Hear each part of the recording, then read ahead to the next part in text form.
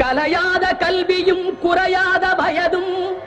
ஓர் கபடு வாராத நட்பும் கன்றாத வளமையும் குன்றாத இளமையும் கழுபிணியிலாத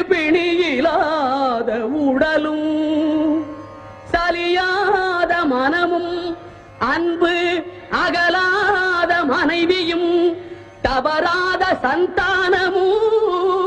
தாழாத கீர்த்தியும் மாறாத வார்த்தையும் தடைகள் வாராத கொடையும்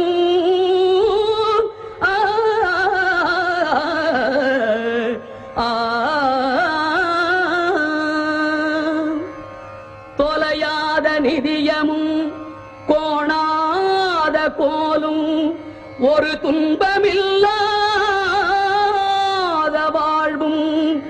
துய்யனின் பாதத்தில் அன்பும்